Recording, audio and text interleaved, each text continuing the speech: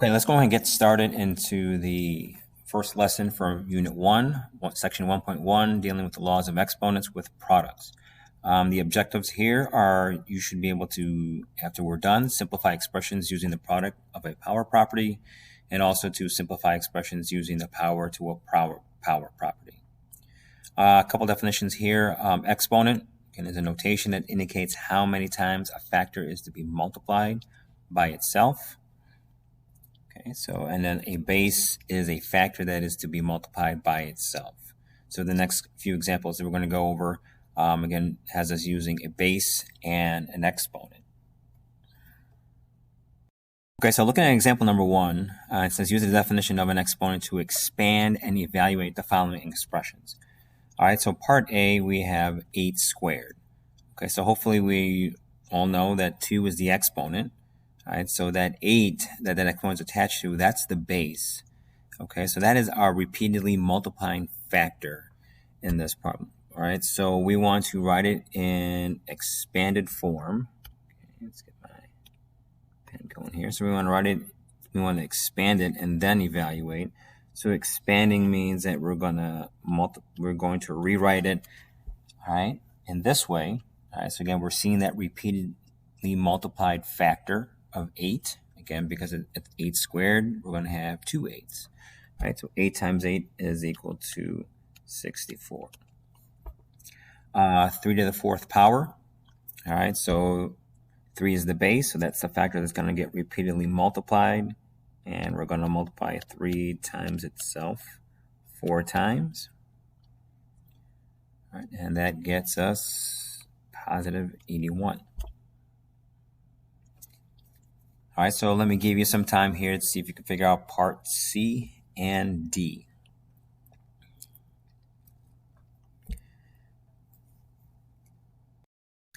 All right, so if you write the part C in an expanded form, you should have -4 times itself 3 times, which gives us -64. And for part D, -5 squared, right, the factor that's being multiplied times itself is -5, and when we multiply it times itself 2 times, we get positive 25. Okay, so now with example number 2, we're going to go the other way, and where we're going to take this expanded form and rewrite it using exponents. All right, so we see part A that 6 is being repeatedly multiplied times itself. So that means 6 is the factor, so that means 6 is going to be our base. All right, and we see 6 is being multiplied times itself 5 times, so our exponent is going to be 5. All right, for part B, we see a couple different factors being multiplied here. We see 4 being multiplied times itself, so it's going to be a base, and it's being multiplied times itself 3 times. And we also see 3 being multiplied times itself a bunch of times, so then 3 is going to be, right, a base to an exponent, and we see 3 multiplied times itself 5 times, so the exponent is going to be 5. For part C, we see x being multiplied times itself 5 times, so it's x to the 5th, y being multiplied itself twice, and z multiplied times itself 1 time. Again, we don't have to put the 1 there. You can, but it's not necessary. All right, so let's see what you can do with part D. All right, so for part D, you should have 10. Okay, we're going to go ahead and multiply the 5 times the 2 to get 10, x squared, y cubed, and z squared. Okay, so now with the next section of the notes, example number 3 has you using your calculator. Now, the point of this particular part of the note sheet is to remind you that when it comes to evaluating exponential expressions, it really all depends on a couple things. It depends on the sign of your base, and whether your base number is positive or negative, and whether your exponent is even or odd. Right? So with part A, right, to get that to be -36, we want to make sure we understand the base to that exponent of 2 is 6. And how that differs from part B is because we have parentheses around the negative and the 6, right? So the base for that exponent of 2 is -6. All right, so you're going to see that it looks very similar, with the only difference being where the parentheses is highlighting what is the base to the exponent. All right, again, you see a very similar thing happening with part C and D. Right, it's very important to understand what is the base to your exponent. Again, we talked about how the sign of your answer is going to depend on whether your base is a positive or negative number. And it also depends on whether your exponent is odd or even. All right, so part F and G has us, again, taking a value of x and plugging it in for x in the expression. So again, here you see I highlighted, again, when you do a substitution, make sure you use parentheses. And again, when you're evaluating, make sure, again, you are following the order of operations. Again, really paying close attention to, right, as you go through each part of the evaluation, right, especially with exponents, right, what's the sign of your base and whether your exponent is even or odd. Okay, so now the next section has us going through the product of a power property. So example, part A here wants us to expand the expressions and then rewrite them using exponents. Okay, so we got x cubed, which means we're going to expand it by writing that it's x times itself 3 times.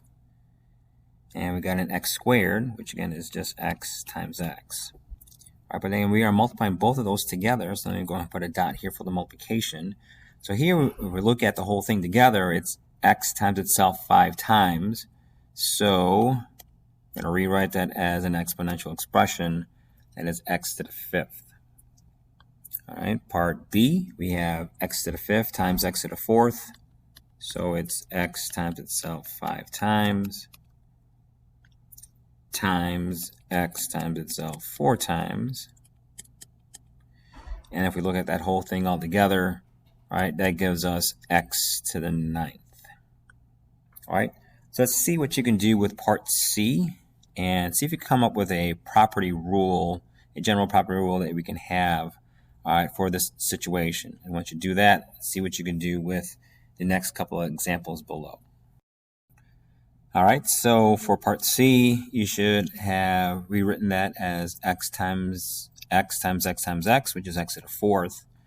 And again, maybe we saw a pattern as we went through those examples in that, hey, when we're multiplying these exponential expressions with the same base, again, this is very important, right? Same base.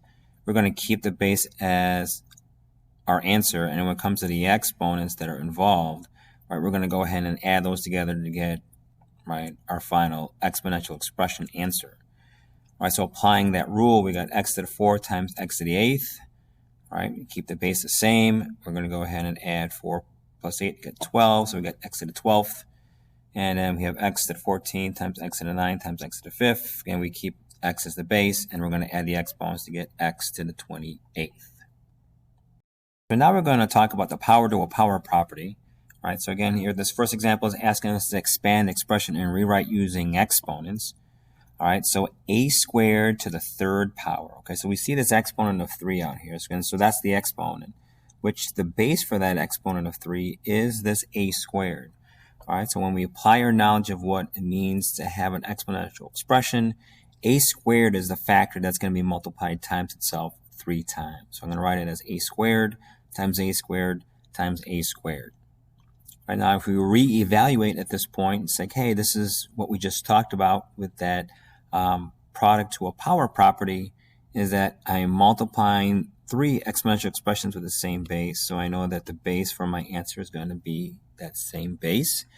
And what we do with the exponents is we're going to add them together, and we get a to the 6th. All right. Let's take a look at part B. We got a to the 3rd times itself 4 times. So we're going to a to the 3rd times a to the 3rd times a to the 3rd. All right, and we apply that same property, and we're going to get a to the, add 3 plus 3 plus 3 plus 3 is 12. All right, let's see what you can do with part C and maybe come up with a general rule of how we're going to get, right, our final answer in maybe a more efficient way. All right, so you see with part C, I expanded that out to 8 to the 5th times 8 to the 5th. And again, if we're following that product to a power rule, again, product to a power, we're going to get a to the 10th. We added the exponents. All right, but again, we want to come up with a different rule for such a situation, right? Again, if we're looking at the original problems, which had us have the base being itself an exponential expression, all right, we're going to call this power to a power property rule, where we're going to we have a situation like this, we're going to keep the base the same, and what we're going to do with the exponents is that we're going to multiply them together. So if you take a look back on the original problems, right, if we follow that rule, 2 times 3 is 6, 3 times 4 gives us 12, 5 times 2 gives us 10. So with an example like this next one, y to the 10th to the 12th power, we apply that nice simple rule, we're going to get y to the 120th power. All right, so I'm going to give you some time here to work on example number 4. All right, so go ahead and pause the video and let's see what you end up with these 4 examples. All right, so let's go ahead and check your answers here. So for part A, again, you notice that here I kind of rearranged some of this because it's all really being multiplied together. Again, there's that that property which allows you to go ahead and rearrange the factors of multiplication. So I just kind of rearranged those a little bit so they got these like factors kind of next to each other. All right, so here again I was able to use the rules that we talked about earlier today. And again, I did that for example B.